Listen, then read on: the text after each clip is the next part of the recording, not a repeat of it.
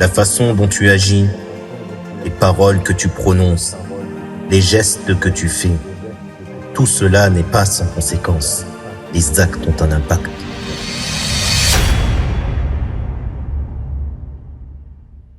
Assalamu alaikum. Ravi d'être avec vous pour cette première de la chronique. Les actes ont un impact.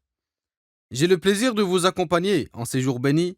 Lors de nos rendez-vous, je vous donnerai des conseils sur la manière de bien agir, mais je vous mettrai aussi en garde contre des actes nuisibles pour vous-même et votre entourage, car les actes ont un impact.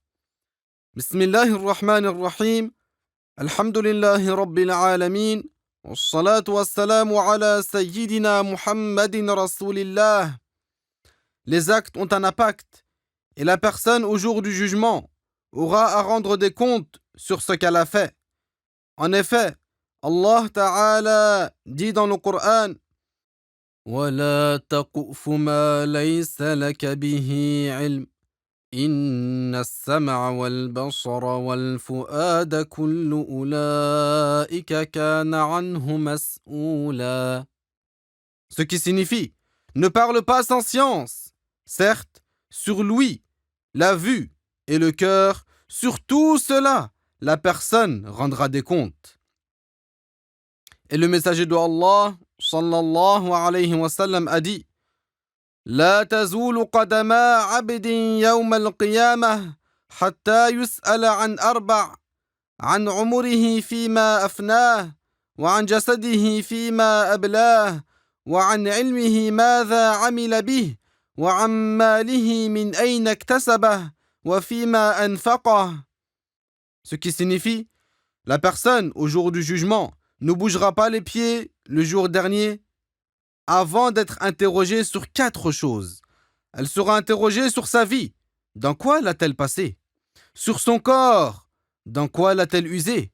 Sur sa connaissance dans la religion. Qu'en a-t-elle fait? Et sur ses biens.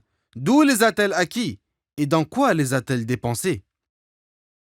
Chers auditeurs et auditrices, le prophète sallallahu alayhi wa sallam a dit An umurihi fima afnah, ce qui signifie elle sera interrogée sur sa vie. Dans quoi l'a-t-elle passé? Est-ce que la personne a passé cette vie dans l'obéissance à Dieu? Toi qui m'écoutes, as-tu profité de ta vie pour accomplir des actes d'obéissance, de bien et de bienfaisance, tels que la bienfaisance envers les parents, l'entretien des liens avec les proches parents? Ainsi, l'humain sera interrogé à propos de sa vie, en quoi il l'a passée. La deuxième chose que le prophète sallallahu alayhi wa sallam a mentionné, c'est وَعَنْ جَسَدِهِ فِيمَا أَبْلَاهُ, ce qui signifie sur son corps, dans quoi l'a-t-elle usé? Ce corps, quel que soit le soin que tu puisses lui accorder, il va forcément descendre dans la tombe. Or, la plupart de ceux qui sont enterrés auront leur corps assimilé par la terre. Bien plus, pour beaucoup d'entre eux, ils seront dévorés par les bestioles de la terre, des insectes, des vers et ce qui est de cet ordre. Alors, ce corps que Dieu t'a donné, utilise-le dans l'obéissance à Dieu. N'utilise pas ton corps dans ce que Dieu n'agrée pas. La troisième chose que le prophète sallallahu alayhi wa sallam a cité dans le hadith, c'est وَعَنْ عِلْمِهِ مَاذَا عَمِلَ بِهِ, ce qui signifie sur sa connaissance dans la religion. Qu'en a-t-elle fait? En effet, la science est acquise afin d'agir en conséquence.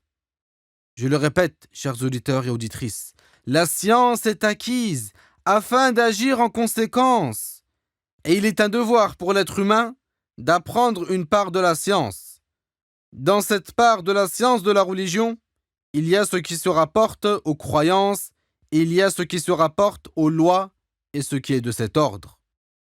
C'est pour cela, chers auditeurs, que la personne, au jour du jugement, sera interrogée au sujet de cette science et également, est-ce que la personne a œuvré en conformité à cette science? Ainsi, se préserver du feu est réalisé grâce à la science et au fait d'œuvrer conformément à celle-ci avec sincérité pour l'agrément de Dieu. La quatrième chose sur laquelle la personne sera interrogée au jour du jugement, c'est ce que le prophète sallallahu alayhi wa sallam a cité en disant وَعَنْ مَالِهِ مِنْ أَيْنَ اكْتَسَبَهُ وَفِيمَا أَنْفَقَهُ, ce qui signifie et sur ses biens, d'où les a-t-elle acquis et dans quoi les a-t-elle dépensés? La personne sera également interrogée au sujet de ses biens. Comment elle se les a procurés et comment elle les a dépensés. Ainsi, il convient pour nous d'obtenir cet argent d'une voie licite. L'au-delà est une résidence dans laquelle se produiront des choses étonnantes et surprenantes. Dieu dévoile ce jour-là des choses qui étaient cachées aux humains dans le bas monde. Sachez, chers auditeurs et auditrices, que le jour du jugement dure 50 000 années, et 50 000 années sont partagées en 50 stations de 1000 années chacune. Dans une de ces stations, les personnes rendront des comptes. Dieu dit اليوم نختم على أفواههم وتكلمنا أيديهم وتشهد أرجلهم بما كانوا يكسبون. Ce qui signifie, ce jour-là, nous scellerons leurs bouches, et ce seront leurs mains qui parleront, et leurs jambes qui témoigneront de ce qu'ils avaient fait. Il a été authentifié dans le hadith que les associateurs renieront leur association et se disputeront tellement ils seront perturbés. Ils diront, nous n'avons pas commis d'association, shirk. Ce seront alors leurs voisins, leurs familles, leurs clans qui vont jurer contre eux, qui vont témoigner contre eux.